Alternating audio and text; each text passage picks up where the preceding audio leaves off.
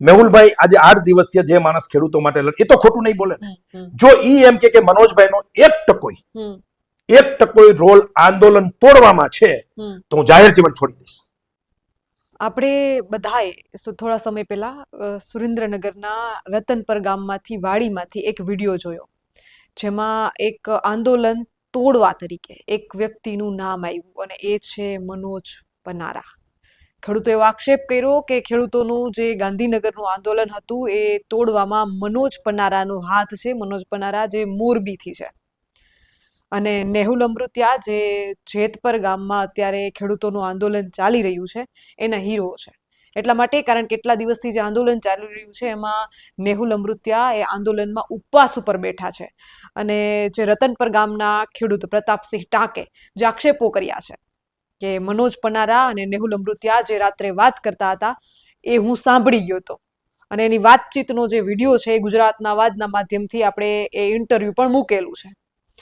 નમસ્કાર, આપનું સ્વાગત છે ગુજરાતનો અવાજ ચેનલ ઉપર અને હું છું આપની સાથે પત્રકાર કાજલ સુવા અને મારી સાથે છે મનોજ પનારા, જેના ઉપર આ સનસનીખેજ આક્ષેપો થયા છે. મનોજભાઈ, કોઈ નાની વાત નથી, ખૂબ મોટી વાત છે. ખેડૂતોનું આંદોલન તોડવાનો સીધો આક્ષેપ તમારા ઉપર થયો છે અને એ પણ વાછરા દાદાના મંદિરે આવવાની વાત સાથે. શું કહેશો? બેન, આક્ષેપો જીવનમાં મારી ઉપર પણ અને જાહેર જીવનના લોકો ઉપર થતા હોય છે અને આક્ષેપ કરવાની હેલો હોય છે. હું અત્યારે કાંઈ પણ આક્ષેપ તમારી પર કરી શકું, કોઈ પણ ઉપર કરી શકું. આજે સોશિયલ મીડિયાનો જમાનો છે, એક વિડીયો ઉતારીને મૂકી દઉં, આક્ષેપ થઈ જાય, હેલો છે. પરંતુ જ્યારે આવા આક્ષેપો, ગંભીર આક્ષેપો થાય ને ત્યારે મન થોડુંક છે ને વિચલિત થાય. હું છે ને મારી પર થયેલા આક્ષેપોનો ક્યારેય જવાબ આપતો જ નથી. એટલા માટે નથી આપતો કે આક્ષેપ કરવા વાળાને સત્યતાની ખબર ન હોય અને આક્ષેપ કરી નાખે. પરંતુ આ આક્ષેપ હું એટલા માટે જવાબ આપવા આજે તમારી વચ્ચે આવ્યો છું, ને તો હું આપે જ નહીં. બીજા કોઈ આક્ષેપ હોત ને તો હું આપે જ નહીં, કારણ કે અમારી જાહેર જીવનમાં રોજ નાના મોટા આક્ષેપો થતા હોય અને એ 2 દિવસ પછી આ આક્ષેપોની જ્યારે સત્યતા બહાર આવે ત્યારે એ જ માણસને ગિલ્ટી ફીલ થતી હોય. પરંતુ આજે ખેડૂત આંદોલન તોડવાનો મારી પર આવડો મોટો આક્ષેપ થયો છે ને, એટલે મેં તમને ઈચ્છા પ્રગટ કરી કે મારે આનો જવાબ આપવો છે. કારણ કે ભોળા બાબડા ખેડૂતો જે રાત દિવસ મહેનત કરે છે, કોઈની વાતમાં આવી જાય. એટલે આ પ્રતાપભાઈની વાતમાં આવી અને જિંદગી આખી મારા અને મારા પરિવાર ઉપર આવડું મોટું કલંક રહીએ, એ મને ક્યારેય ન પોસાય. પછી હું વાત કરું કોઈને માનવું ન માનવું એની મરજીની વાત છે, પણ મારે તમારા ગુજરાતનો અવાજ એ ચેનલ ઉપર જવાબ આપવો મારી ફરજ છે. નહીતર હું આપે જ નહીં. બીજો કોઈ નાનો મોટો આક્ષેપ હોત તો હું આપું જ નહીં. એ તો રોજે રોજ સામે જેની સામે લડતા હોય એ તમારી ઉપર આક્ષેપો કર્યા રાખે. તો આ બહુ મોટો અને ભયંકર આક્ષેપ જ્યારે મારી ઉપર કર્યો છે ને, એટલે આ પ્રતાપભાઈને હું જવાબ આપવા માટે આવ્યો છું. કારણ કે આમનું છે ને, મારું એનાલિસિસ આ ભાઈ ઉપર 2 છે. કાં એકદમ ભોળા મનના માણસ છે, કોઈની વાતોમાં આવી ગયા છે અને એને જે સાંભળ્યું છે એ અર્ધ સત્ય સાંભળ્યું છે. મનોજભાઈ, કોઈની વાતો એટલે કોની વાતો અને કોણ કરી શકે આવું? કહું એ જ જવાબ આપું છું. કાં એ ભોળા મનનો માણસ છે, એને વાત જે છે એ અડધી સાંભળી છે, અર્ધ સત્ય, અને કાંઈ છે ને બહુ હોશિયાર છે, કોઈનાથી મેનેજ થયેલા વ્યક્તિ છે. સમજાણું તમને? કાં મારી ઉપર આક્ષેપો કરી અને આખું જે આંદોલન આખી ગુજરાતને આખા દેશે જોયું છે અને એમાં સત્ય શું છે એ બધાને ખબર છે. શું ઘટના બની ફર્સ્ટ ડે થી લઈને લાસ્ટ ડે સુધીની બધાને બધી ખબર હોવા છતાં પણ મને આમાં ઇન્વોલ્વ કરવામાં આવ્યો છે એક નાનકડી વાતને લઈને. મારી મેહુલભાઈની જે વાત થાય છે એ વાત લઈને મને જે આંદોલનનો વિલન બતાવવાની જે આ પ્રતાપભાઈએ કોશિશ કરી છે, એની પાછળ 2 જ કારણ હોઈ શકે. કાં ભોળા મનના માણસ છે, પણ ભોળા મનના માણસ નહીં હોય એવું મને લાગે છે. કારણ કે તમને ઇન્ટરવ્યુ આપ્યું છે, ભોળા મનનો માણસ હોય તો મનમાં વિચારે કે મનોજભાઈ આવું કર્યું, મનોજભાઈ આવું બોલતા હતા. પણ આ છે ને વેલ મેનેજ થયેલી આખી આ સ્ટોરી છે, વેલ મેનેજ. અને મને વિલન ચિતરવા માટે આ ભાઈને મોહરું બનાવ્યા છે એવું હું એનાલિસિસ કરી રહ્યો છું. અને આની પાછળ કોણ છે એ મેં તપાસ કરી લીધી છે અને 99% હું ખોટો નથી એવું મને લાગે છે. આ લડાઈ છે ને ટ્રેક્ટર રેલીની ખરેખર પોલિટિકલી લડાઈ કોક લોકોએ કરી નાખી હતી. સમજાણું તમને? એના જ ભાગરૂપે આજે મને પણ આ રાજનીતિના ચકેડામાં ઘસેડવામાં આવ્યો છે. વિઘ્ન સંતોષી માણસો જેમાં મારો 1% રોલ નથી. હું એમ કહું છું કે મેં એક ટ્રેક્ટર પણ નથી મોકલ્યું. હું જાહેરમાં કહું છું. તો હું શું કામ ને ભાઈ આ રેલીને ડિસ્ટર્બ કરું? હું આ રેલીનો આયોજક નહોતો, એટલે કે હું આ રેલીનો હીરો પણ નથી ને વિલન પણ નથી.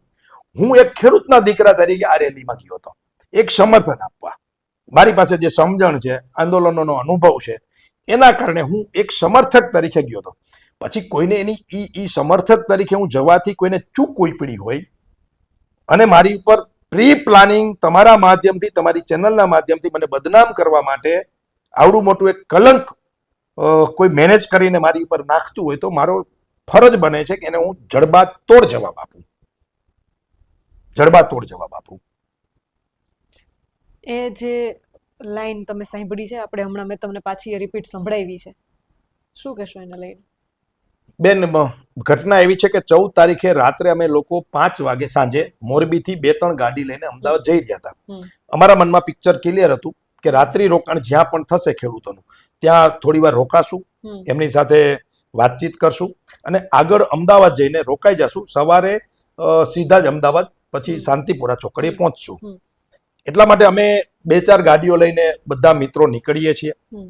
રસ્તામાં મને એક ફોન આવે છે મારા મિત્રનો કે પાલભાઈએ કોઈ આમ આદમી પાર્ટીના ગોપાલ ઇટાલિયાને અને ભાઈ ઈસુદાનભાઈને આવવાનું નહીં, આવું કીધું છે. એટલે એ આમ આદમી પાર્ટીના સમર્થકો અને આમ આદમી પાર્ટીના આગેવાનો સામે વિડીયો ચાલે છે, બબાલ ચાલે છે. આ બબાલમાં ક્યાંક ને ક્યાંક મેહુલ ડિસ્ટર્બ થાય છે. ઈ બિન પોલિટિકલી માણસ છે, તો તમે એમને થોડીક હિંમત આપો, તમે થોડીક એની સાથે વાત કરો. મેં તો હું નજીક જ છું, જ્યાં ઉતારો છે ત્યાં હું પહોંચું છું અડધી કલાકમાં અને હું મેહુલ સાથે વાત કરીશ. જાહેર જીવનમાં, આંદોલનમાં આવી બધી ઘટનાઓ બને. આજે હું તમારા ગુજરાતના અવાજમાં કહું છું, હું આખું રાજકારણ, આખી રાજનીતિ, આખું આંદોલન, ટ્રેક્ટર આંદોલનની વાત કરું છું. એ પાર્ટ 1 ની વાત કરું. હું સમજતો હતો અથવા તો મારી સમજણ પ્રમાણે સમજતો હતો. એમાં હું જ સાચો હોઉં એવું નથી કહેતો, પણ હું સમજતો હતો. કારણ કે 4.5 વર્ષ પાટીદાર અનામત આંદોલન ચલાવ્યું છે અમે, અને એના 1 થી 10 જે લોકો હતા એમાંનો એક હું હતો, અને મોટા ભાગે મેં મીડિયા સંભાળ્યું છે. એટલે આ બધું જ મારી નજર સામે બહુ બધી ઘટનાઓ બનેલી હોય છે, તમે સમજો. એટલે હું આ વાતને પણ સમજતો હતો. એટલે મેં કીધું કે કઈ વાંધો નહીં, હું જાઉં છું, હું મેહુલ હારે વાત કરી લઉં છું. તમે જાણો છો, જ્યારે હું ગાડીમાંથી ઉતરું છું એ ગુરુકુળના ગેટ ઉપર, ત્યારે તમે મને મળો છો. મેં તમને ઇન્ટરવ્યુ આપ્યું છે, ત્યાં મારા આંદોલનના સાથી ગીતાબેન પણ હોય છે, બાકીના બધા મિત્રો હોય છે. અમે બધા જ તમને ઇન્ટરવ્યુ આપીને હું નેહુલભાઈને મળું છું, પાલભાઈને પણ ત્યાં મળ્યો છું. નેહુલભાઈ જ્યારે જમતા હતા એ ગાર્ડનની અંદર, ત્યારે હું એની પાસે ઓપન ગાર્ડનમાં હું જાઉં છું અને મેં મેહુલને કીધું છે મારો એક સ્વભાવ છે ને થોડોક ઉતાવળિયો છે, એટલે સામેવાળો બોલે એના કરતા હું જાજુ બોલું, અને મેહુલભાઈ થોડું ઓછું બોલતો માણસ છે. એટલે મેં એને જે દિવસ દરમિયાન ઘટનાઓ બને છે, પાલભાઈના વિડીયો, લાલજીભાઈના વિડીયો, આમ આદમી પાર્ટીના આગેવાનોના વિડીયો, એના સમર્થકોના વિડીયો, એની જે રકજક છે એ હું જોતો હતો સોશિયલ મીડિયાના માધ્યમથી. મને ખબર હતી મારું કામ શું હતું, ખેડૂતોને ન્યાય આપવાનું, ખેડૂતોનું મોરલ ન તૂટે. મુખ્ય આંદોલનકારી જે છે મિત્ર અમારો મેહુલ, એ ડિસ્ટર્બ ન થાય. કારણ કે સૌથી વધારે ટ્રેક્ટર હું એવું માનું છું કે 2-3 ગામમાંથી જે આવ્યા હતા, કોંઢમાંથી, સાપકડાથી, જેતપરથી, આ મિત્રો ડિસ્ટર્બ ના થવા જોઈએ.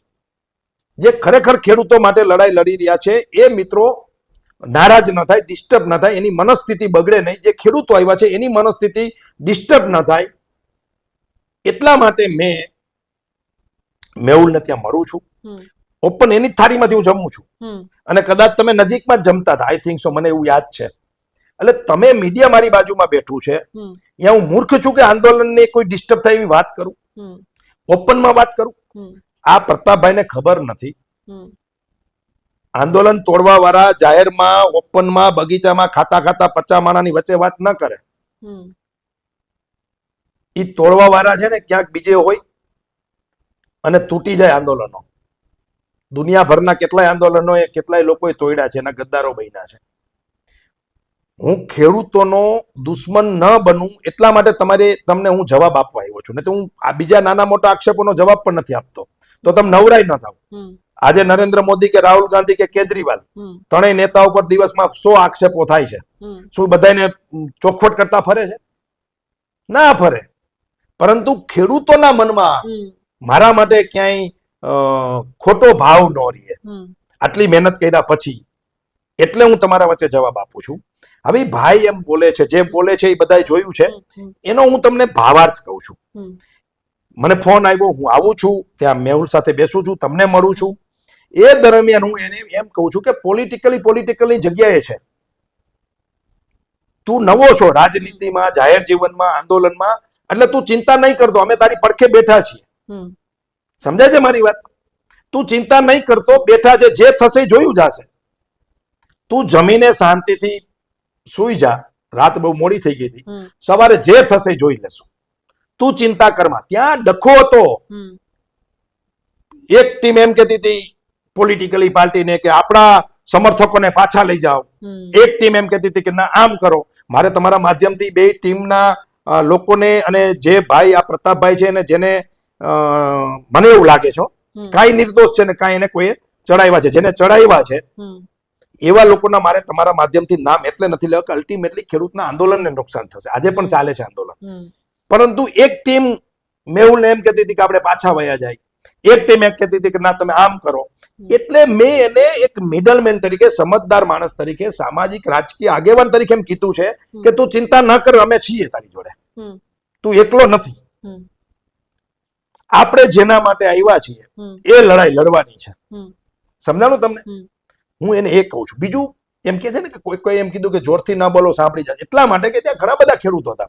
હવે આ માથાકૂટો જે ચાલે છે એ ખેડૂતોને ધ્યાનમાં આવે તો જે 200, 300, 400 કિલોમીટરથી ટ્રેક્ટર લઈને આવ્યા હોય એમને ધ્યાનમાં આવે તો શું લાગે એના મનમાં?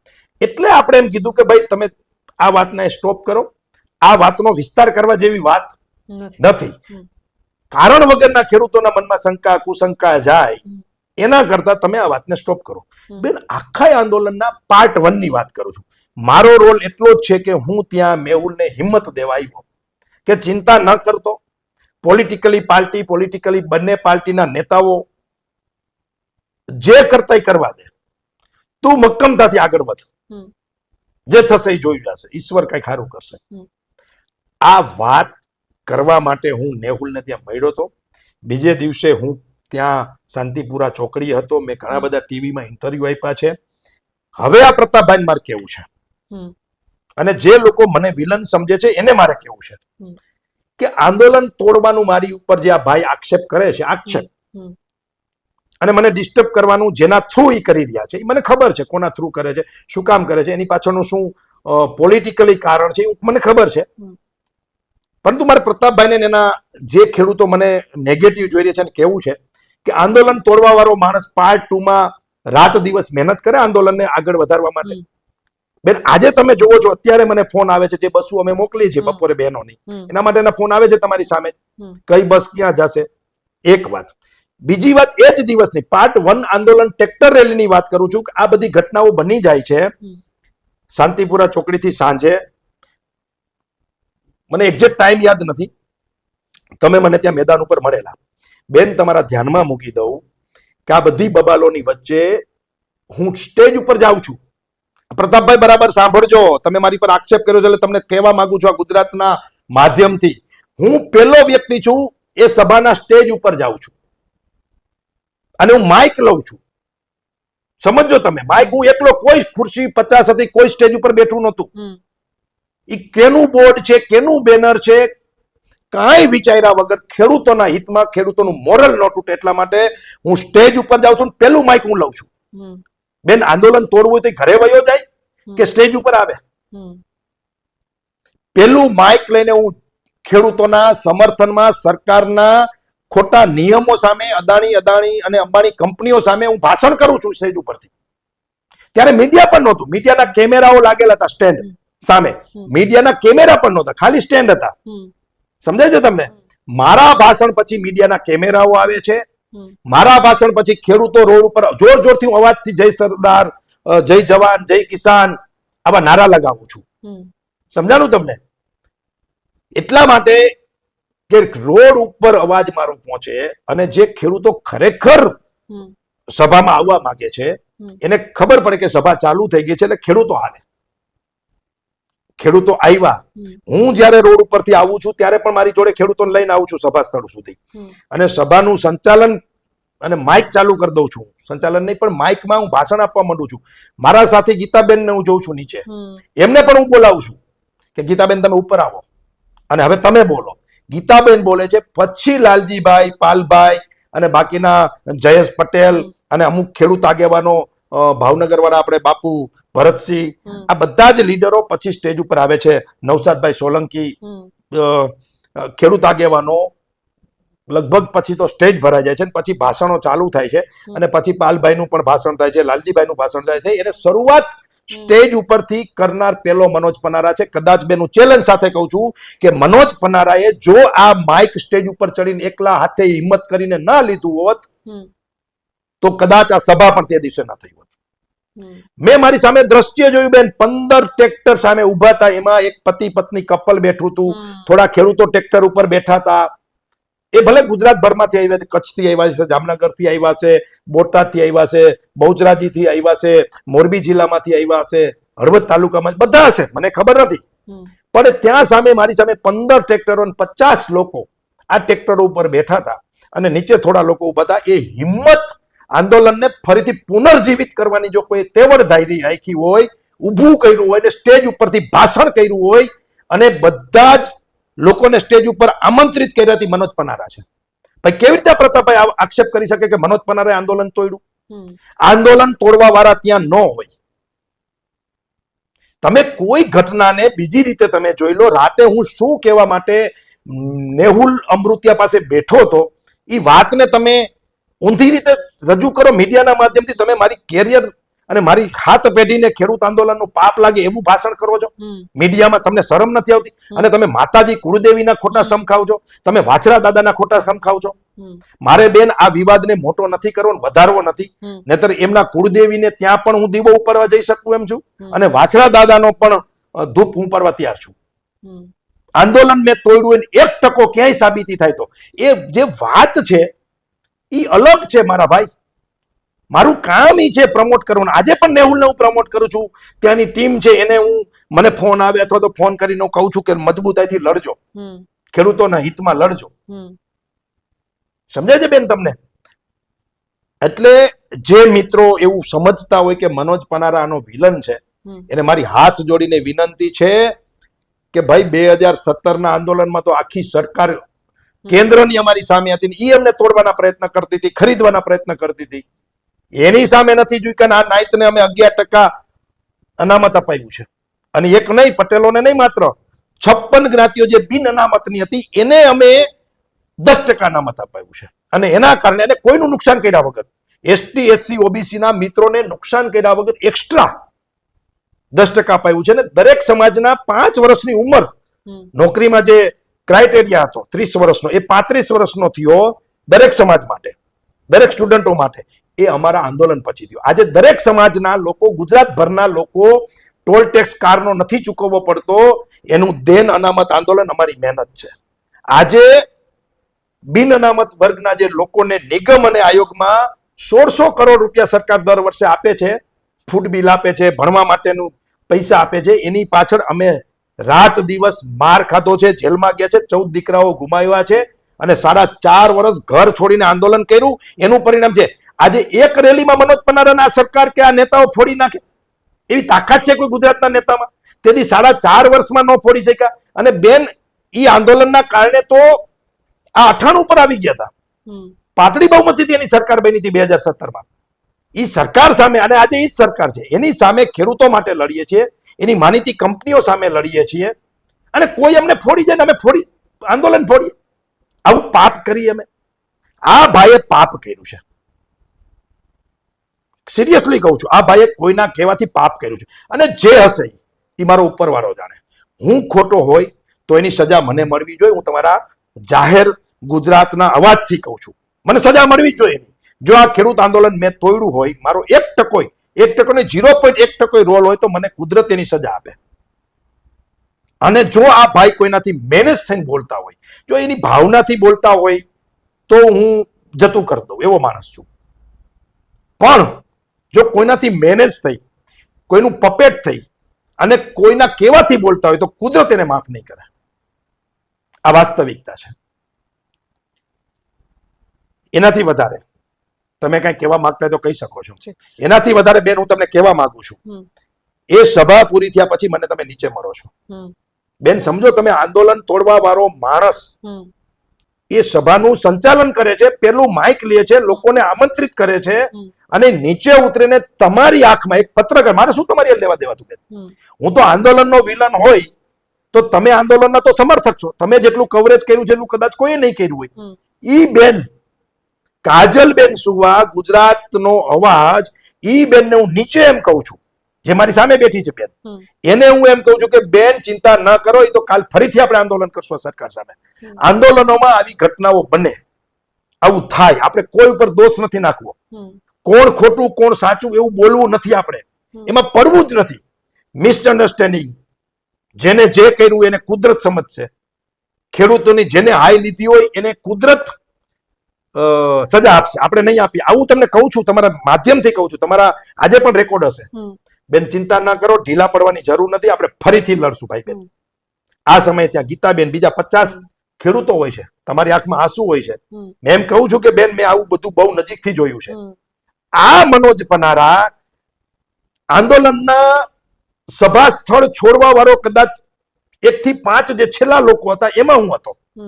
આખી સભા પૂરી થઈ ગઈ, લોકો જતા રહ્યા, ઈ જગત સ્થળ ઉપર હું છેલ્લો માણસ હતો સભા સ્થળ છોડવા વાળો. અને ઈ માણસ આંદોલન તોડે, આટલી સમજણ આ પ્રતાપભાઈને નહીં હોય? એની જોડે જે ખેડૂત મિત્રો ઉભા હતા એને ખબર નહીં હોય? કાંઈ મિસગાઈડ થયા છે, કાંઈ ભોળા ભાવે મારી પર આક્ષેપ કરે છે. એનાથી વધારે બેન વાત કરી દઉં, તમને તો મેં હિંમત આપી જ છે. હું રિટર્ન જયારે સાંજે દિયાચમાં પછી મોડો થાઉં છું, ટ્રેક્ટરો નીકળે છે, ઈ ટ્રેક્ટરોને હું હિંમત આપતો જાઉં છું, એના માલિકોને, ટ્રેક્ટર ચલાવતા હતા એ મિત્રોને, ડ્રાઈવરો જે કોઈ હોય એને. મેં 3 જગ્યાએ તો હોટલો ઉપર મારી ગાડી ઊભી રાખીને ટ્રેક્ટરોના મિત્રોને ઊભા રાખ્યા છે. એને મેં પક્ષાપક્ષીથી ઉપર થઈને એમ કીધું છે કે તમે આ લડાઈ લડવાની છે, હિંમત હારતા નહીં. એને ચા નાસ્તો કરાવ્યો છે. એમાં સાપકડાના ખેડૂતો છે, એમાં મોરબી તાલુકાના ખેડૂતો છે. 3 જગ્યાએ મેં હોટલો ઉપર ટ્રેક્ટરો ઉભા રાખીને એને નાસ્તો કરાવ્યો છે. હવે જે માણસ ટ્રેક્ટર આંદોલન તોડે એ માણસ ખેડૂતોને ઉભા રાખી નાસ્તો કરવાની હિંમત આપે? આ કયા પ્રકારનો તર્ક આ મિત્રો વાપરી રહ્યા છે? અને દુઃખી વાતનું નથી કે આ ભાઈએ મારી ઉપર આક્ષેપ કર્યા, દુઃખી વાતનું છે કે ઘણા લોકોએ આ વાતને સાચી માની લીધી. આ વાત પાર્ટ 1 ની થઈ.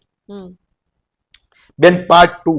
મારો એક સવાલ વચ્ચે, મનોજભાઈ, એમ છતાંય જે આક્ષેપો થયા છે, જેને સોગંદો ખાધા છે, વાછરા દાદાનું નામ આવ્યું છે, વચ્ચે એક વાત એ પણ આવી કે પંકજભાઈ અને મનોજભાઈ બે ભળેલા છે. તો પેલા તો મારે એક એ સ્ટેન્ડ ક્લિયર જોઈએ છે. તમે ખૂબ લડો છો, તમારા સમાજના આગેવાન તરીકે લડો છો, સમાજની દીકરીઓના કોઈ પ્રશ્ન હોય તો ખૂબ લડત આપો છો, સમાજના કોઈ પણ પ્રશ્ન હોય એમાં લડત આપો છો, મોરબીના કોઈ પ્રશ્ન હોય તો લડત આપો છો, વ્યાજખોરના મુદ્દે ખૂબ લડ્યા છો તમે. એમ છતાં તમે કોઈ કોંગ્રેસની સભા હોય તો સ્ટેજ ઉપર રહો છો. આપણે ગાંધીનગર જોયું છે, આમ આદમી પાર્ટીની કોઈ સારા હિતની સભા હોય તો એમાંય તમે સમર્થન આપો છો. પેલો સવાલ એ છે કે મનોજ પનારા છે કોણ? મનોજ પનારા જો એમની પાસે કોઈ રાજકીય હોદ્દો નથી, એ કોઈ સમાજના પ્રમુખ નથી, તો એટલું બધું લડે છે તો કોઈ આગેવાની કે જવાબદારી કેમ નથી લેતા? જો બેન, મનોજ પનારા છે ને એ સત્યની સાથે છે, આટલું મારું માનવું છે. એક વાત, મનોજ પનારા છે ને એ શાસનની જે ખોટી નીતિઓ છે ને ભાજપ સરકારની, એના વિરુદ્ધમાં હું લડું છું. પણ બીજો સવાલ એ છે મનોજભાઈ, ભલે તમે લડતા હો પણ ક્યાંય ખુલીને તમે ભાજપનો વિરોધ નથી કરેલો, નામ જોગ વિરોધ નથી કરેલો. બેન તમે કાલના જ વિડીયો જોવો, આજના જ વિડીયો જોવો, હમણાં મારું ફેસબુક લાઈવ જોઈ લ્યો. હું કહું છું કે મારું તો સ્ટેટમેન્ટ છે બેન, કે ગુજરાતના એકેય ભાજપના સરકારના નેતાઓની તેવડ નથી કે આ ખેડૂતોને ન્યાય અપાવી શકે. દિલ્હીથી ઓર્ડર થશે. આ ગુજરાતનું પાટનગર ગાંધીનગર જે કેવા પૂરતું, બાકી બધું જ સંચાલન દિલ્હીથી નરેન્દ્ર મોદી અમિત શાહ કરે છે. આવા તો મારા અનેક વિડીયો છે સરકાર વિરુદ્ધના. એટલે પણ બેન, જ્યારે જરૂર ન હોય પછી એક ને એક વાત કરવી એનો કોઈ મતલબ નથી. હું સરકાર વિરુદ્ધ, ભાજપ વિરુદ્ધ 2010 થી લડું છું અને મેં જીવનમાં 10 આંદોલનો કર્યા છે. આ એક છેલ્લા આંદોલનમાં મને કોઈ ફોડી જાય? આના પહેલાના 9 આંદોલનો છે મારા, એમાં મને કોઈ ફોડી નથી શક્યું, તો આ 10મા આંદોલનમાં કોઈ મને ફોડી શકે? સવાલ કરું છું મનોજભાઈ, આ આખા એક ખેડૂત આંદોલનમાં તમને કોનો વાંક લાગે છે? કોણ ક્યાં ચૂક ખાઈ ગયું? જો બેન, વાંક ગોતવા બેસીએ ને તો સિક્કાની બંને બાજુ હોય. મેં તે દિવસે પણ કીધું હતું, આજે પણ કહું છું કે ક્યાંક સમજ ફેર છે, ક્યાંક સમજ ફેર છે. આપણે વાંકમાં પડવું જ નથી. મેં એ દિવસે લાઈવમાં સાંજે 10 વાગે કહું છું મારા વિડીયોમાં, ને એ કદાચ નિર્ભય ન્યૂઝ માં પણ ચાલેલો છે વિડીયો. વાંકમાં પડવું જ નથી. જો એ કરશું ને બેન, ઉકેડો ખોદીએ ને તો એમાં કચરો જ નીકળે. એમાં પડવું જ નથી. ન્યાય કેમ મળે? પાર્ટ 2 આંદોલન સફળ કેમ થાય અને પાર્ટ 2 પછી પાર્ટ 3 શું કરી શકીએ? કારણ કે કોઈ પણ આંદોલન બેન ઊભું થાય એમાં છે ને ઉતાર ચઢાવ આવે. જેમ તમારા હાર્ટ બીટ કેમ આમ થતા હોય, એમ આંદોલનમાં મારો અનુભવ છે ઉતાર ચઢાવ આવે. બરાબર છે? એ ઓછો ઉતાર આવે ને ચઢાવ વધારે કેમ આવે અને સરકાર કેમ ખેડૂતોને ન્યાય આપે, એ ખરેખર જોવાની છે. એમાં વિલન હું માનું છું કોઈ જ નથી. કોઈ આંદોલન તોડ્યું નથી મારો મત પ્રમાણે. સૌની સમજણ પ્રમાણે સૌએ રોલ ભજવા છે અને ક્યાંક ઉપરના 2-4 લોકો છે એને ગેરસમજ ઊભી કરી છે. એના કારણે ખેડૂતોની હાલત એ દિવસે ખરાબ થઈ. સમજાણું તમને? આપણે કોઈ ઉપર આક્ષેપ નથી કરવો, તેદી નથી કર્યો, આજે નથી કરવો. કારણ કે શું થાય, હું કોઈ એક ઉપર આક્ષેપ કરું એટલે બીજાના સમર્થકો મારી પર રોડી બોલાવે, અને હું કોઈ એક ઉપર આક્ષેપ કરું આ બાજુ તો પેલાના સમર્થકો મારી પર રોડી, બરાબર, ખેડૂતોનો મુદ્દો ડાયવર્ટ કરી દો. હું બેન કહું છું ને, હું માતાજીએ જઈ શકું છું એમના, અને વાછડા દાદાએ જઈ શકું છું, પણ મારું કામ ઈ છે અત્યારે, મારે ઈ કરવાનું છે. કોણ સાચું ને કોણ ખોટું મારે ઈ કરવાનું છે. હું ખેડૂતો અને તમારા દર્શકો ઉપર છોડી દઈશ કે હું વિલન છું કે સાચો છું કે ખોટો છું. સમજાણું તમને? હું સંપૂર્ણ માત છે ને તમારા, કારણ કે મેં તમને જ આ ઇન્ટરવ્યુ આપ્યું છે. શું કામ કે તમારા જ ચેનલ ઉપર આ વાત થઈ છે એટલે મેં તમને જ બોલાવીને ઇન્ટરવ્યુ આપ્યું છે. સત્ય હું તમારા દર્શકો ઉપર છોડી દઈશ. મારે દર્શકોને એટલો સવાલ કરવો છે કે પાર્ટ 1 આંદોલન કોઈ તોડે તો પાર્ટ 2 માં જી જાનથી, તન મન ધનથી કોઈ મદદ કરે ખરું? સમજાય છે તમને? હવે જો આટલો સામાન્ય તર્ક અને સામાન્ય સમજણ ના હોય તો પછી મારે એવા લોકો સાથે કઈ બહેસ કરવાનો મતલબ નથી. અને જ્યારે તમે રેકોર્ડ કરો છો ત્યારે જ પાર્ટ 2 આંદોલન ચાલુ થઈ જાય છે. એમાં મારી સંપૂર્ણ ભાગીદારી, મદદગીરી છે તન મન ધનથી. આમ છતાં કોઈ માણસ મારી પર આક્ષેપ કરે તો કાંઈ ના સમજ છે, સમજાણું? અને કાંઈ પછી મેં ઓલ મેનેજ છે, કોઈના દ્વારા મેનેજ છે. સમજાણું તમને? આવું મારું સ્પષ્ટ માનવું છે. મનોજભાઈ નો હજી જવાબ મને ક્લિયર નથી મળ્યો કે મનોજભાઈ કોણ છે. મનોજભાઈ અત્યારે એની પાસે કોઈ પાર્ટીનો પક્ષનો હોદ્દો નથી. વ્યાજખોરો મુદ્દે લડે છે, સમાજની દીકરીઓના કે અનેક પ્રશ્નો મુદ્દે લડે છે, તો એ સમાજના પ્રમુખ નથી. તો મનોજભાઈ છે કોણ અને શા માટે મનોજભાઈ કોઈ આગેવાની નથી લેતા? જવાબદારી કેમ નથી લેતા? જો સમજો બેન, ઘણા વર્ષના જાહેર જીવન પછી તમારી પર અમુક ટેગ લાગેલા હોય. પાટીદાર આંદોલન પૂર્ણ થાય છે, અનામત 10% મળી જાય છે. અમે આંદોલન અનામતનું પૂર્ણ કરીએ છીએ, પણ જે બાકીની માંગણીઓ હતી, અમારી પર કેસ હતા, જે શહીદ પરિવારો હતા એને નોકરી કે એના વળતરની વાત હતી, એ મુદ્દે અમે સરકાર સામે લડતા હતા. એ દરમિયાન અમારા આંદોલનના મુખ્ય ચહેરાઓ કોંગ્રેસ સાથે જોઈન્ટ થાય છે. એટલે ઓટોમેટિક સ્વાભાવિક છે કે અમે પણ કોંગ્રેસ સાથે જઈએ. કોંગ્રેસે મને મહામંત્રીની જવાબદારી આપી, પરંતુ અમુક સમય પછી મેં એ જવાબદારી સ્વૈચ્છિક છોડી દીધી કે ભાઈ મારે અત્યારે પાર્ટીની કોઈ જવાબદારી લેવી નથી, એટલા માટે કે મારી પર કોઈ ટેગ ના લાગવો જોઈએ. હાલ સમજાણું તમને? હું વગર હોદાએ લડું છું, લોકો માટે લડું છું. અમે હમણાં જ એક લડાઈ ઉપાડી હતી બેન કે ગુજરાત સરકાર એવો વિધાનસભામાં કાયદો લાવે કે લગ્ન નોંધણી જે કાયદો છે એમાં ફેરફાર કરે, અને સરકારે મહદઅંશે મારી વાત માની છે, એના ઉપર એને ચર્ચાઓ થઈ છે. હવે કેદી લાગુ કરે એ સરકાર ઉપર છે. તો આવા જે સામાજિક મુદ્દાઓ છે બેન, હું માત્ર પાટીદાર સમાજ નહીં, ખેડૂત તો બધા જ સમાજના હોય. મારે ત્યાં કાલે એક અન્ય સમાજનું નામ નહીં દઉં, 13 વર્ષની દીકરીને એક ભાઈ ઉપાડી ગયો છે. એ પતિ પત્ની મારી પાસે આવે છે, હું પોલીસમાં ભલામણ કરી દઉં છું. એમને એમ કહું છું કે દીકરી તમને ખબર હોય ક્યાં છે તો લેવા માટે હું મારી ગાડી મોકલું, મારો ડ્રાઈવર મોકલું. એમને મેં મદદ કરી. હું સત્યની સાથે છું. ખેડૂતો, ગરીબો, વંચિતો, પીડિતો, મહિલાઓ, સ્ટુડન્ટો જે કોઈ હોય એ સરકારની નીતિઓથી પીડિત હોય કે પછી કોઈ લુખ્ખા ગુંડાઓ, વ્યાજખોરો, દાદાઓ, રોમિયોથી પીડિત હોય, કોઈ પણ માણસ મારી પાસે આવે મદદ કરવા માટે એને હું મદદ કરું છું.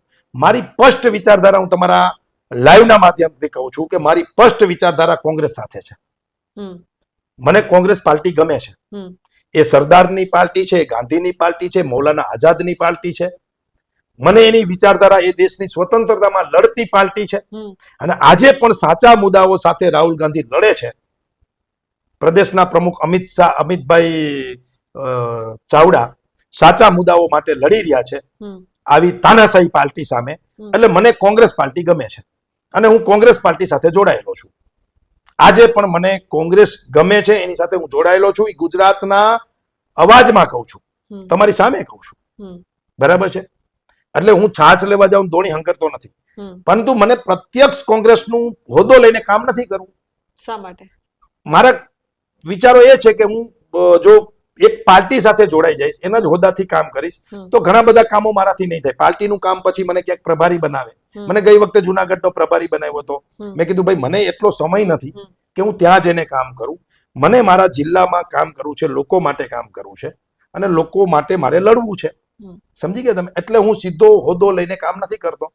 પરંતુ હું આજે પણ જેત પર નથી ગયો બેન. પાર્ટ 2 માં હું મોરબી મેં એમના માટે 10,000 લોકોની મારો સવાલ એ જ હતો બીજો કરો કે તમે એટલા બધી લડત આપી છે. અત્યારે તમને નહીં ખબર હોય બિહાઇન્ડ ધ સીન કે જ્યારે કેમેરો ચાલુ નતો થયો ત્યારે મનોજભાઈ લગભગ સતત નહીં કર્યા હોય તો 50 થી 60 કોલ એમના સતત કોલ ચાલુ હતા કે ફલાણા ગામથી બસ નીકળે છે, ફલાણા ગામથી બેનો આવવાની છે, પણ 2 વાગ્યા પછી રાખજો કેમ કે બેનો બધા 2 વાગ્યા પછી ફ્રી થાય.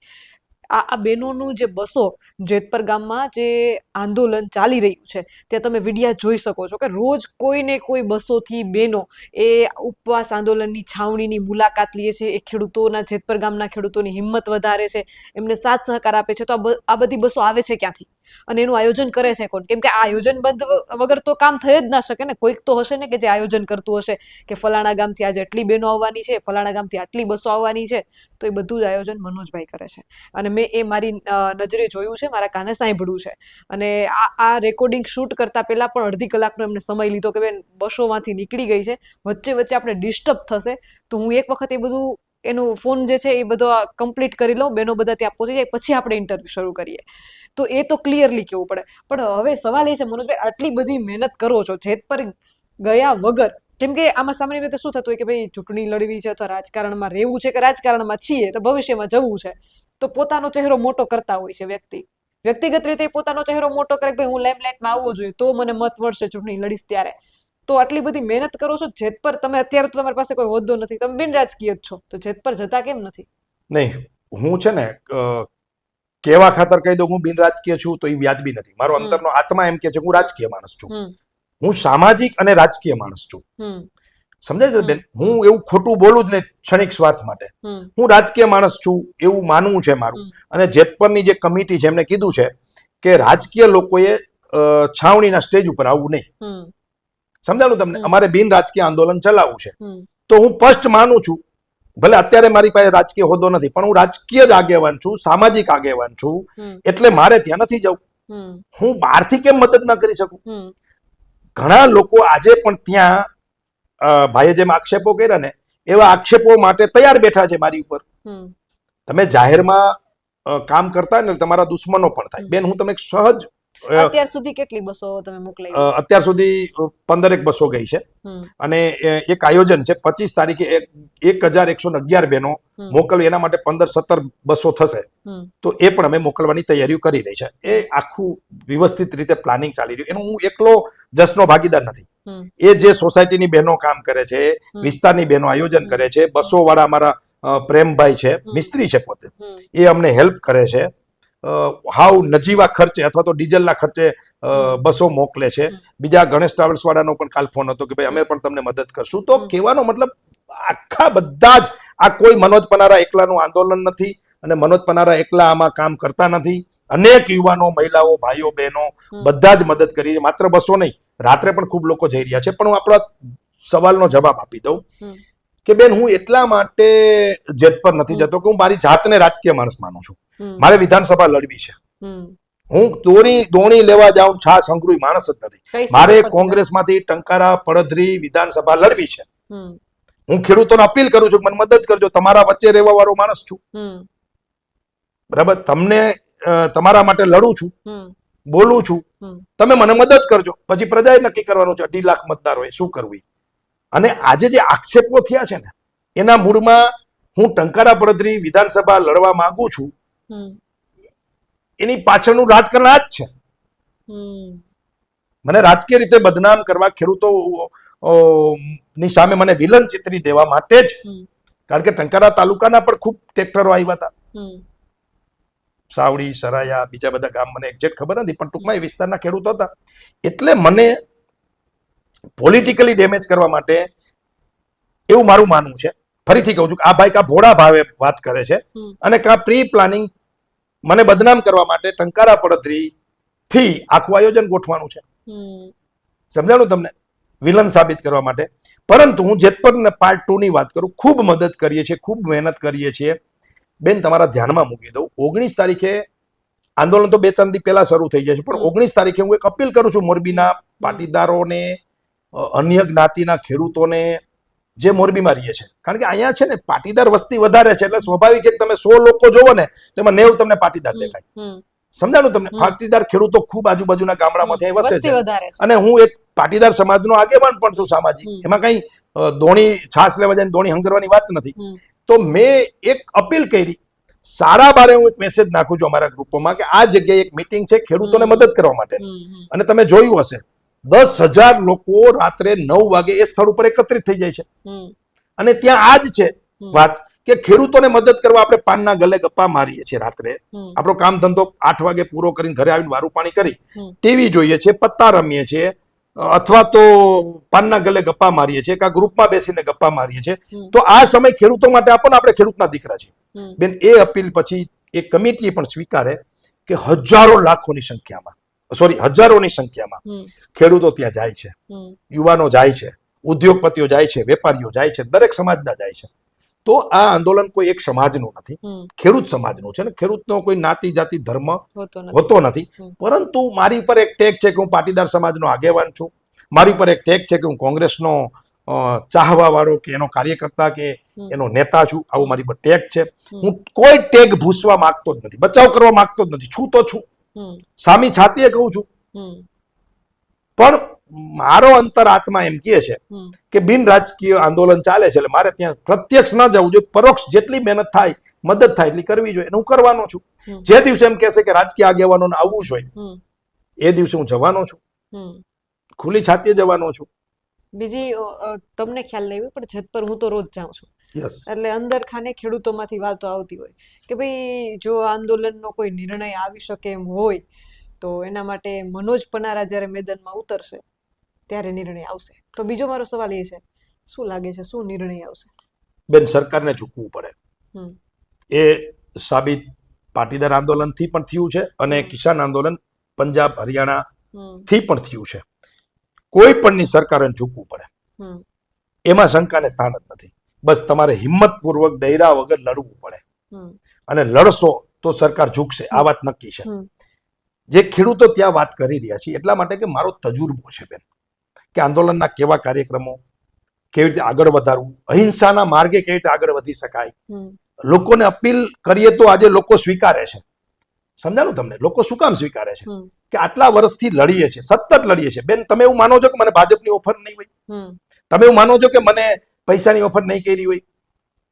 બધા જ કોઠાઓ જે છે એ વીંધીને આજે અહીંયા બેઠા છે. ત્યાં મનોજ પનારાને 6 કલાકમાં 10,000 લોકો ભેગા થઈ જાય છે એ અપીલથી. કોઈ શું આક્ષેપ કરે છે, શું બોલે છે, એ જોયા જાણ્યા વગર રાત દિવસ મહેનત કરીએ છીએ.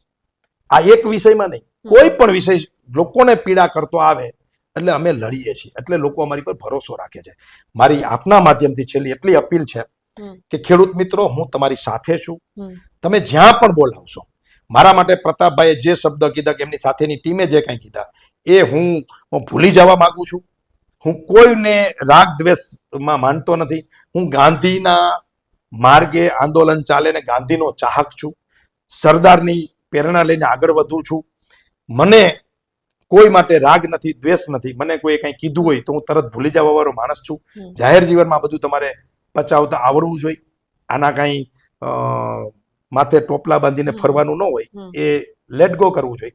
હું ખેડૂતોને તમારા માધ્યમથી કહું છું કે જેને પણ આ વિડીયો જોયો છે એને મારી અપીલ છે કે તમે તમારા તર્કથી, તમે તમારી બુદ્ધિનો ઉપયોગ કરીને મારા દુશ્મનો મને બદનામ કરવા માટે જે કાંઈ ખેલ કરતા હોય એની જાળમાં આવ્યા વગર સત્યને તમે સ્વીકારજો. આમ છતાં આટલી મહેનત પછી તમને ક્યાંય એવું લાગતું કે મનોજભાઈ ખોટા છે તો હું એ વાતને સ્વીકારવા પણ તૈયાર છું. અને જો તમને એમ લાગતા કે મનોજભાઈ સાચા છે તો એ વાતને પણ હું સ્વીકારવા તૈયાર છું. બેન, તમે મારો ઇન્ટરવ્યુ લઈને મારી વાતને જન સુધી, ખેડૂતો સુધી પહોંચાડવા માટેનો પ્રયત્ન કર્યો. તમે મને સહયોગ આપ્યો. મારી પર એક મોટું કલંક કોઈ સાચી ખોટી રીતે લગાડી દીધું છે, એને સાબિત કરવા માટે કે એ વાત ખોટી છે એનો મોકો આપ્યો, એ બદલ હું તમારો આભાર માનું છું. આપનો ખૂબ આભાર. બીજું કે મનોજભાઈ, અંતિમ સવાલ મારે એ પૂછવો છે કે આ જે ખેડૂત આંદોલન ચાલી રહ્યું છે હવે એક મુદ્દો નથી રહ્યો, ન માત્ર જેતપુરનો મુદ્દો કે સુરેન્દ્રનગરના કોંઢનો મુદ્દો નથી, જસદણ વિછિયામાંથી, કચ્છના વાંડિયામાંથી, દેવભૂમિ દ્વારકાના લાલુકામાંથી ઠેર ઠેરથી હવે વીજલાઈનના પ્રશ્નો સામે આવી રહ્યા છે. તો આંદોલન એટલા દિવસથી જેતપુરના લોકો ઉપવાસ ઉપર બેઠા છે, એમ છતાંય હજુએ સરકારના પેટનું પાણી નથી હાલ્યું. કોઈ સરકાર તરફથી કોઈ યોગ્ય નિર્ણય નથી આવ્યો. ખેડૂતોની એક જ માંગ છે કે કામ બંધ થવું જોઈએ. 27 તમારે લડવી છે. આ ખેડૂતોનું આંદોલન સરકારને કેટલું ભારે પડશે? 27માં ની અસર કેવી દેખાશે? સરકાર નહીં સમજે તો ખેડૂત તો સમજી ગયા છે કે આ સરકાર છે ને એ ઉદ્યોગપતિની છે. આ સરકાર અદાણી અંબાણીની છે. એ ખાલી ટીવી મીડિયામાં કે સોશિયલ મીડિયામાં અમુક લોકો કહેતા હતા, પણ આ આંદોલન પછી લોકોને સમજાઈ ગયું છે કે સાચી વાત છે. આ સરકાર કરોડપતિની છે, અબજોપતિની છે. ખેડૂતોનું લોહી ચૂસીને આ સરકાર અદાણી અંબાણીને જાડા પાડા કરે છે. એટલે તો કાલે અમે કાર્યક્રમ રાખ્યો છે બ્લડ ડોનેશન કેમ્પનો, કે ખેડૂતો તમે લોહી આપો, ભલે આપણે લેબોરેટરીને જ આપશું, પણ એક પ્રતિક એવું બતાવવું છે કે આ અદાણી અંબાણીને જાડા કરવા માટે આપણું લોહી ચૂસીને આ સરકાર આપી રહી છે. કરોડોની જમીન ઘણા બધા જિલ્લાઓમાં, લગભગ અત્યારે 14 જિલ્લાઓમાં આ ચાલે છે. પણ બેન, મારી પણ એક મર્યાદા છે. દરેક માણસને એક મર્યાદા હોય. હું મોરબી જિલ્લામાં જ કામ કરી શકું એમ છું. હું કચ્છના ખેડૂતોને ઈચ્છું તોય મદદ નથી કરી શકું એમ. જય પ્રત્યક્ષ નથી, પરોક્ષ જે થાય. હું દેવભૂમિ દ્વારકાના પણ ખેડૂતોની સાથે છું, પણ હું ત્યાં પ્રત્યક્ષ લડાઈ કરવા જઈ શકું એમ નથી. સુરેન્દ્રનગરના જિલ્લાના ખેડૂતો જે લડી રહ્યા છે, હળવદ તાલુકાના જે ખેડૂતો લડી રહ્યા છે, અહીંયા પ્રત્યક્ષ નહીં પણ પરોક્ષ મારો એમને સપોર્ટ છે. એ વિછિયાના ખેડૂતો લડી રહ્યા છે, એમનો પણ મારો પ્રત્યક્ષ નથી જઈ શકતો, પણ પરોક્ષ મારી જેને કહેવાય જે કાંઈ મારાથી થતું હોય એ કરું છું. જરૂરી નથી કે હું બધા જ ગામોમાં જાઉં, જરૂરી નથી કે હું બધા જ ગામોમાં આંદોલન હું જ કરું. સ્થાનિક ઘણા આગેવાનો છે, ગુજરાતભરના પણ ઘણા આંદોલનો છે, આંદોલન કરતા નેતાઓ છે, આ બધા કરે છે, એમને ફોલો કરીએ છીએ, એમની સાથે છીએ. પરંતુ કારણ વગર કોઈ હળી કરે તો ઈંટનો જવાબ પથ્થરથી પણ આપતા આવડે છે. એ સરકાર હોય કે પછી કોઈ વ્યક્તિ હોય. તમે ખોટી રીતે બદનામ કરશો તો સહન પણ નહીં કરીએ. એ પણ હકીકત છે. 27માં અસર દેખાશે? શું લાગે છે 27માં સરકાર બદલી રહી છે. પેટીમાં બદલાશે? સરકાર ભાજપની જઈ રહી છે. તમે દાવો કરો છો? દાવો કરું છું. પણ આ વિપક્ષની બંને પાર્ટીઓ આવી રીતે કૂતરા મીંદડાની જેમ બાજે નહીં તો હું કહું, એના પાર્ટી નથી બાજતી, એના નેતાઓ અમુક જે બાજી રહ્યા છે કૂતરા મીંદડા. પ્રજા તો ઈચ્છે છે બેન, આજે પણ સ્થાનિક સ્વરાજમાં જો આ બંને ભેગા થઈને લઈ જાવત ને તો કેટલું પરિણામ અલગ હોત. બંને પાર્ટીના ટોટલ મત જે ગણો છો તો એ કદાચ બહુ લાંબો ફેર રહેતો નથી. મેં હિસાબ નથી કર્યો, પણ આ કૂતરા મીંદડાની જેમ અમુક કહેવાતા પાર્ટીના આગેવાનો જે બાજી રહ્યા છે એમાં પ્રજા નારાજ થઈ રહી છે કે તમે ભેગા થઈને લડો તો સરકાર તો એક દીમાં વહી જાય એમ છે. સમજાણું ને તમને? એટલે 27માં સરકાર જવાની છે એ નક્કી છે. પરંતુ હું બેન ચેલેન્જ સાથે કહું છું કે આ ભાજપ છે એવડી મોટી પાર્ટી છે, બે પાર્ટી ભેગી નહીં બેહવા દે. 27માં બેસે તો સારું છે, પણ ભેગી નહીં બેહવા દે. એ મેન તમે દિલ્હીમાં પણ જોઈ લીધું ને હરિયાણામાં પણ જોઈ લીધું. દિલ્હીમાં સરકાર આમ આદમી પાર્ટીની બંનેમાંથી, ત્યાં બીજી પાર્ટી લડી તો આમ આદમી પાર્ટીની સરકાર ગઈ. ત્યાં હરિયાણામાં કોંગ્રેસની બંનેમાંથી, એમાં વાંદરો ફાવી જાય. યસ. અને આ બનવાનું જ છે ને આ બનતું જ રહેવાનું છે. આ વાસ્તવિકતા છે, સમજી ગયા તમે? એટલે એક ખેડૂતના દીકરા તરીકે, સામાજિક આગેવાન તરીકે કહું છું કે જો તમારે ભાજપને અહીંથી રવાના કરવી હોય તો બંને પાર્ટીએ મન દુખો ભૂલીને કૂતરા મીંદડાની જેમ બાયજા વગર આ સરકારને કાઢવી હોય તો ભેગું થવું પડશે. અને ખેડૂતોને, મૂળ વાત તો એ છે, 27 તો બહુ દૂરની વાત છે, એમાં તો જે થવું જ થશે, એ તો હજી બહુ દૂર છે. પરંતુ ખેડૂતોને ન્યાય અપાવવો હોય તો કા બંને પાર્ટીઓએ સમજણપૂર્વક એક થઈને લડવું પડશે, અને કા પછી બંને પાર્ટીઓ એકબીજા ઉપર આક્ષેપ કર્યા વગર પોતપોતાના કાર્યક્રમો કરે. જ્યાં જે પાર્ટી મજબૂત છે, જ્યાં જેનો જનાધાર છે, ત્યાં બંને પાર્ટીઓના લીડરો લોકો માટે લડે. અને અમુક એવા લોકો છે કે જેને બિન રાજકીય આંદોલનો કરવા છે, એ બિન રાજકીય આંદોલનો કરે. સમજી ગયા તમે? એક બિન રાજકીય આંદોલનો થાય, એક કોંગ્રેસ આંદોલનો કરે, એક આમ આદમી પાર્ટી આંદોલનો કરે, અને બીજી કોઈ હજી પાર્ટી હોય તો એ પણ પોતાના વિસ્તારમાં જ્યાં મજબૂત હોય, અપક્ષો પણ ઘણા મજબૂત છે, એ પણ પોતાની રીતે આંદોલનો કરે. તો મને એમ લાગે છે કે આ સરકાર ભીસમાં આવશે અને ખેડૂતોને ન્યાય મળશે. અત્યારે આપણે અલ્ટિમેટલી ખેડૂતોને ન્યાય કેમ મળે એના માટે જે 27 નું તો 27 માં આપણે ફોડી લેશું. છેલ્લે અમુક નામ લઈશ, તમારે એ નામ વિશે તમારા મંતવ્યો રજૂ કરવાના. બેન રહેવા દ્યો ને, એમાં શું કામ ના પાડું છું? એના માટે હું સાચું બોલીશ, મને ખોટું બોલવાની ટેવ નથી. હું સાચું બોલીશ તો કારણ વગરના ઇસ્યુ ઉભા થશે. કોણ કેવા છે ને એ કોઈને કેવા જવાની જરૂર નથી આજના સોશિયલ મીડિયાના યુગમાં. એટલે જેવા છે એવા એને મુબારક. મારી એટલી જ વિનંતી છે તમારા માધ્યમથી, મારા ખાસ મિત્રો કહેવાય ને, દુશ્મનોને પણ મિત્રો માનું છું, કે તમે તમારી લીટી લાંબી કરો. કોઈની ભૂસીને તમે ટૂંકી કરીને મોટા ક્યારેય નહીં થઈ શકો. હું કામ કરું છું એ મારી મહેનતથી મારી લીટી મોટી કરું છું, બરાબર છે? તમે પણ તમારી લીટી કામથી મોટી કરો, કોઈની ભૂસીને મોટી ના કરો. એટલું મારા તમારા માધ્યમથી સંદેશો દેવો છે. બાકી તમે કોઈના નામ લ્યોમાં એનું સાચું કહી દઈશ ને તો પાછા એના સમર્થકો એ બધા તૂટી પડશે. નહીં, બધાને ખબર છે કોણ શું કરે છે, કોણ શું કેવા છે, બરાબર છે? એટલે એમાં આપણે પડવું નથી. એ જેવા છે એવા એને મુબારક. મારે એ બધાને કહેવું છે એક વાત, કે તમે દિલમાં પાપ રાખ્યા વગર લોકોનું કામ કરશો તો તમને ઈશ્વર મદદ કરશે.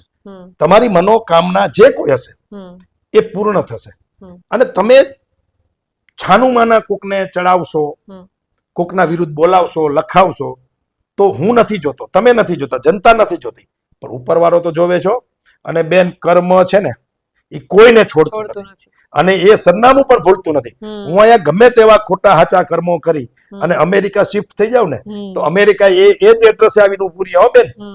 એટલે એનો ચોપડો કાગળ પેન વગરનો એવો મજબૂત છે, એવો મજબૂત છે, એનો હિસાબ સુપર કોમ્પ્યુટરનો બાપ છે ભગવાન પાસે કોમ્પ્યુટર, કે એમાં કાંઈ ચૂક ન થાય.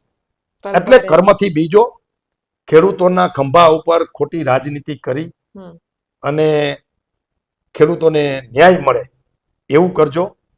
હું એવું માનું છું કે બેન, ભગવાને છે ને મનુષ્યમાં એક સ્વાર્થ નામનું તત્વ મૂક્યું છે. મનુષ્ય કોઈ પણ હોય, એ સાધના કરતો સંત, સાધના કરતા કોઈ પણ માણસો, એને પણ છેલ્લે ઈચ્છા શું હોય ખબર છે? મોક્ષ મળે. એ પણ એક સ્વાર્થ છે ને. મને ભગવાનનો રથ લેવા આવે, હું વૈકુંઠમાં જાઉં, એ પણ એક. એટલે સ્વાર્થ નામનું તત્વ કોઈ એમ કે મને સ્વાર્થ નથી તો એ ખોટી વાત છે. કોઈને પૈસાનો સ્વાર્થ છે, કોઈને મોટું થવાનો સ્વાર્થ છે, કોઈને ધારાસભ્ય થવાનો સ્વાર્થ છે, કોઈને પોતાની પાર્ટીમાં, પોતાના ગામમાં આગેવાન કે મોટા દેખાય, કે લોકો મારી વાહ વાહ કરે. આ અનેક પ્રકારના સ્વાર્થો મનુષ્ય જીવનમાં રેરાયેલા છે. તમને સ્વાર્થ છે કે તમારી ચેનલ વધુ લોકો જોવે, હે? તો દરેકને પોતાનો સ્વાર્થ છે, અને સ્વાર્થ હોવો જ જોઈએ. એ ભગવાને જ તત્વ એટલે જ મૂક્યું છે, પશુ પંખીમાં નથી તત્વ. સમજાણું તમે? તો આપણામાં એ સ્વાર્થનું તત્વ જ ન મૂકે, ખાનું જ ન મૂકે ભગવાન. પણ એ ખાનું છે એટલે તો બધા રાતથી દોડીએ છીએ. એટલે એ હોય એનો વાંધો નથી, હોવું જ જોઈએ. પરંતુ નુકસાન કરીને, તમારી કોઈની લીટી નાની કરીને તમે તમારો સ્વાર્થ સાધો તો એવા કુદરત રાજી નથી, પરમાત્મા રાજી નથી. સમજી ગયા તમે? બાકી તમે તમારી. અને જો બીજી વાત, સ્વાર્થને બીજા અર્થમાં લઈએ આપણે. ભગવાન કૃષ્ણએ કીધું છે કે તું કર્મ કરતો જા, ખેડૂત આંદોલનનું કામ કર, ચેનલો ચલાવો, ખેતરમાં કામ કરો, ફેક્ટરીમાં કામ કરો, ઉદ્યોગપતિ બનો, તમે કર્મ કરો, ફળની આશા છોડી ફળની આશા છોડી દો, એ આપશે. એનો અર્થ શું થયો? હમ એનો તમારા અર્થ જ એ હાથમાં થયો તમારું કર્મ છે, કર્મ ફળ તો છે, હું આપીશ. ફળ એ આપશે. હમ. એટલે ફળ આપશે એટલે કે તમારી જે ઈચ્છાઓ છે એ પૂર્ણ કરશે પરમાત્મા, તમારા ફળ કર્મો આપવું પ્રમાણે. તમારા કર્મ પ્રમાણે. હમ. એટલે છેલ્લી વાત એ છે હમ. કે તમે કામ કર્યા રાખો, હમ.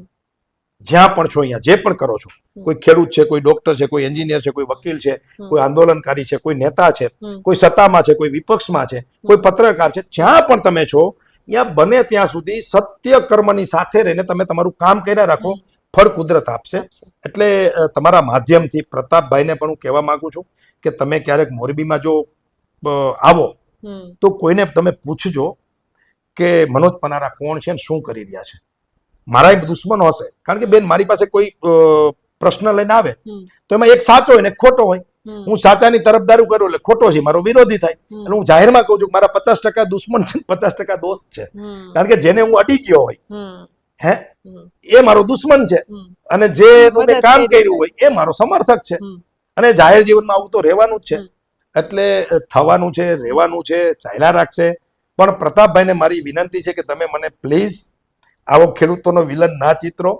હું 7 ભવમાં પણ આવું ખરાબ કામ કરું ને ખેડૂતનું હમ. તો મારું 7 પેઢી પણ સુખી ન થાય ને 7 ભવમાં હું છૂટું નહીં. હમ. હું આધ્યાત્મિક માણસ છું. હું 200 ગાયોનું બેન 20 વર્ષથી સેવા કરું છું, એક ફાળો રૂપિયાનો લીધા વગર. હમ. અને ઉઘાડા પગે છેલ્લા 13-14 વર્ષથી તો ગાયોની સેવા કરું છું. હમ. તો આવું કર્મ કરતા માણસને તમે હમ. જાણ્યા જોયા વગર કોઈના રવાડે ચડી, અથવા તો તમે તમારા હમ. કોઈના રવાડે નહીં ચડ્યા હોય હમ. તો તમારી રીતે પણ તમે સીધું બોલી દો હમ. તો નુકસાન થાય કોઈને એના જિંદગી આખા પતી જાય. જીવનની એની પૂંજી હોય છે, પૂંજી, એને હા, મહેનત, એનું આટલું બધું career, એક બનાવેલું કેરિયર, છાપ, નામ બનાવ્યું હોય, એક શાખ હોય એની. હા, અઘરું છે બેન. હમ. તમારે ક્યાંય પહોંચ, ગુજરાતનો અવાજ આજે મુખ્ય ચેનલોની પ્રવાહમાં તમે આવ્યા છો તો તમે હમ. કેટલી મહેનત કરી છે. હમ. હવે આજે જ હું તમારી પર ખોટો આક્ષેપ કરી દઉં, હમ. સમજાણું તમને, કોઈ પણ બાબતનો, હમ. તો તમને કેટલું દુઃખ થાય. હમ. એટલું મને દુઃખ થયું છે. હમ. એટલે મહેરબાની કરીને કુદરત કોઈને છોડશે નહીં. હમ. અને તમે માતાજીના હમ ખાવ છો, હમ. તમે વાસણા દાદાની વાત કરો છો, અને હમ. તમે જાણ્યા જોયા વગર હમ. વિલન ચિતરી દો છો. વિલન તો તમારી સામે ઉભા છે બધા, ટીવીમાં આખી દુનિયાએ જોયું છે કોણ શું કરી રહ્યું હતું. હમ. હે હમ. બાકી હું ફરીથી કહું છું, હમ. બંને પાર્ટીના લીડરો હમ. ક્યાંય ભૂલચૂક થઈ હોય તો સાથે બેસીને અથવા તો કોઈ સારા લોકોને સાથે રાખીને વાતને પૂરી કરો ને ખેડૂતોને કેમ ન્યાય મળે એની મહેનતમાં લાગી જાઓ. આપણે મનોજભાઈ સાથે વાત કરી, અને જે રીતે પહેલા તે દિવસે જે ઇન્ટરવ્યુમાં મેં કીધું હતું કે જે રતન પરના ખેડૂતે આક્ષેપ કર્યા હતા, અને ત્યારે ઇન્ટરવ્યુ પૂરું થયું ત્યારે મેં, અને ઇન્ટરવ્યુની વચ્ચે પણ કીધું હતું કે આક્ષેપો છે ને એક આખા માણસના આખા એના જીવનમાં એને જે મહેનત કરી હોય છે, એની શાખ, એની પ્રતિષ્ઠા, એને નામ ઊભું કર્યું હોય છે. એક નાનકડો અમસ્તો આક્ષેપ, સોશિયલ મીડિયાનો યુગ છે, એક નાનકડો અમસ્તો આક્ષેપ એની શાખને અસર કરતો હોય છે. એટલે આપણે શબ્દ બ્રહ્મ, એટલે શબ્દ બ્રહ્મ છે. તમે જે કાંઈ બોલો, સમજો, એ હંમેશા વિચારીને બોલવું જોઈએ. મેં 2 વખત રિપીટ કરીને એ વાત એમને પૂછી હતી કે તમે જે આક્ષેપ કરી રહ્યા છો એ કોઈ માણસના કરિયરની વાત છે. અને ત્યારે ઇન્ટરવ્યુના અંતમાં પણ મેં કીધું હતું કે હું આશા રાખું છું કે ગુજરાતના અવાજના માધ્યમથી જો આક્ષેપો મનોજભાઈ ઉપર લાગ્યા છે તો મનોજભાઈ ગુજરાતના અવાજના માધ્યમથી ગુજરાતના ખેડૂતો અને પત્રકાર તરીકે મારી સામે ખુલાસો કરશે. અને મનોજભાઈનો કોલ મને એ ઇન્ટરવ્યુ પૂરું થયું એ જ રાતે આવી ગયો હતો. મારી પાસે એમના નંબર નહોતા, પણ રાત્રે 10 વાગે મને એમનો ફોન આવ્યો. હું જેત પર જે હકાભાનો ડાયરો હતો ત્યાં કવરેજમાં હતી, એટલે મેં એને કીધું કે કદાચ ડાયરો અત્યારે પતે તો અત્યારે જ આપણે ઇન્ટરવ્યુ કરી નાખીએ. પણ રાત્રે ખૂબ લેટ થઈ ગયું. ગઈકાલે હું મારે જસદણ વિછ્યા જવાનું હતું, કોઈ સંજોગાવશ હતો, ન પહોંચી શકી, એટલે કાલનું મારું આયોજન આખું કેન્સલ થયું. આજે સવારમાં મારા મનમાં એ ભાવ હોય હંમેશા કે ભાઈ કોઈ ઉપર આક્ષેપ થયો છે તો બંને પક્ષને જાણવું એ મારી ફરજ છે પત્રકાર તરીકે. એક સિક્કાની, મેં પહેલાંય કીધું હતું, એક સિક્કાની 2 બાજુ હોય છે, કાટ અને છાપ. તો કોઈ પણ ઘટના બની હોય એ ઘટનાને 2 બાજુ હોય છે. તો જે આક્ષેપો થયા છે એના વિશે મનોજભાઈ સાથે ખુલાસો કરવા માટે આપણે આજે એક વચ્ચે સોરી ખુલાસો કરવા માટે તમે આવ્યા છો, વાક્ય પૂરું કરી દો. મારી એક વાત છે એ કહેવાની રહી ગઈ છે, આ વાત ખાસ નોંધજો કે મેહુલભાઈ અહીંયા જ છે, હું અહીંયા જ છું, તમે અહીંયા જ છો. તમે મેહુલભાઈને દિલથી પૂછી લેજો. એ માણસ આજે 8 દિવસથી અન્નના પોતાના પેટમાં નાખ્યા વગર, આ વાત તમે ખાસ લેજો, તમારા મુખ્ય ઓલામાં લેજો મેહુલભાઈ આજે 8 દિવસથી જે માણસ ખેડૂતો માટે એ તો ખોટું નહીં બોલે ને. હમ, જો ઈ એમ કે મનોજભાઈનો 1% હમ, 1% રોલ આંદોલન તોડવામાં છે હમ, તો હું જાહેર જીવન છોડી દઈશ. હમ, હું જાહેર કરી દઈશ. હમ, મેહુલભાઈ એમ કે નેહુલભાઈ અમૃતિયા આજે જે જેતપરમાં ખેડૂતોને ન્યાય માટે અધિકાર માટે હમ, એને વળતર પૂર્ણ મળે એના માટે જે માણસ 8-10 દિવસથી અન્ન ખાધા વગર હમ, આંદોલન કરી રહ્યા છે એ એમ હમ, કે મનોજભાઈનો આમાં 1% વાંક છે આ પાર્ટ 1 ટ્રેક્ટર રેલી તોડવામાં, હમ, તો હું જાહેર જીવન છોડી દઈશ હમ. જી. ચેલેન્જ સાથે. હમ.